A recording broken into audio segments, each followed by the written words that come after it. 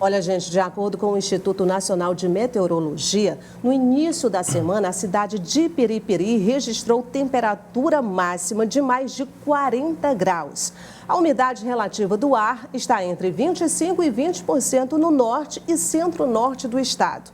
No sudoeste, entre 20% e 12%. Por isso, é necessário cuidados básicos para evitar problemas respiratórios.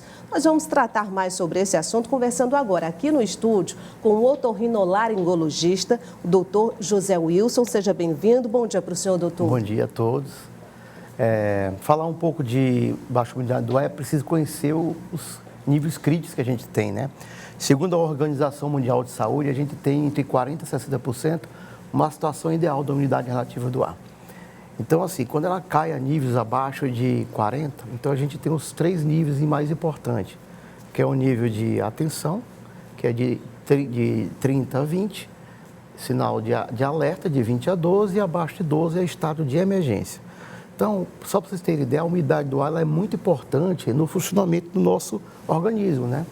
Então, quando você tem uma baixa umidade de ar, você vai ter um certo agravamento de algumas doenças pré-existentes, como rinite e asma, e você tem uma série de consequências, né? Então, a gente pode citar as mais comuns aqui do aparelho respiratório. Então, você tem, pela baixa umidade do ar, você vai ocorrer justamente ressecamento da mucosa respiratória, o nariz, a boca, então, a garganta e até os brônquios. Então, você vai ter sinais de maior nível de sangramento nasal, boca seca, pigarro, tosse. As pessoas também podem ter ressecamento do olho e isso pode levar ao quê?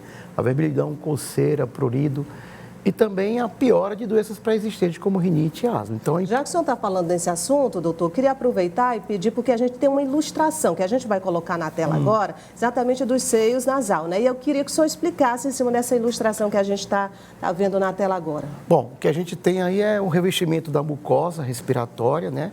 Então, ela tem um muco, uma superfície que retém as impurezas que a gente respira. Então, quando cai muita umidade do ar, todo esse sistema que funciona de maneira correta, adequada, há consequências. Então, você tem uma maior proliferação de vírus e bactérias e também uma irritação dessa mucosa respiratória. Daí, toda essa sintomatologia, como obstrução nasal, às vezes uma dor de cabeça, você vai ter sangramentos, crostas no nariz, a garganta fica seca também, dá pigarro, tosse mais frequente, que é muito comum. Como amenizar, então, doutor? Existem medidas que a pessoa pode fazer e medidas ambientais. Então, o que as pessoas podem fazer é o quê?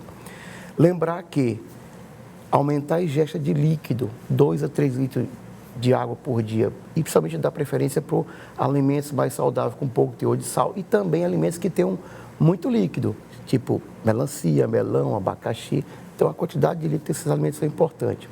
O uso de lavagem nasal com soro fisiológico, no olho que está muito irritado também, a pele também é uma região que é muito afetada com a baixa umidade do ar, você pode usar hidratantes para evitar o ressecamento da pele.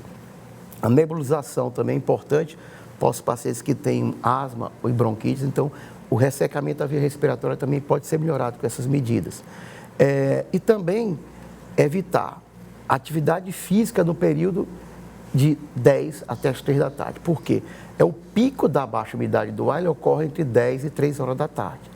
Atividade física, exercícios, tem que ser evitado nesse período. Evitar aglomerações, ambientes fechados. Dar preferência a ambientes abertos, onde você tem vegetação, porque um dos problemas que a gente ocorre é que a baixa umidade do ar está relacionada a uma distância maior do mar, ou seja, justamente no interior, onde aumenta a temperatura e você tem essa baixa umidade do ar. Então, e é aí que está um problema muito sério também, que justamente nesse período em Teresina, você tem uma temperatura chegando a 40 graus e também a baixa umidade do ar, que leva a uma incidência muito maior de queimadas. Junta-se ao fato, da baixa umidade do ar com os poluentes que ficam difícil a dispersão quando tem a baixa umidade do ar. Daí, então, as dicas, as orientações do médico otorrinolaringologista, o doutor José Wilson, trazendo para a gente também essas doenças que já são comuns, mas que podem se agravar ainda mais nesse período de altas temperaturas e de baixa umidade. Doutor, muito obrigada pela vinda, um ótimo dia. Bom dia.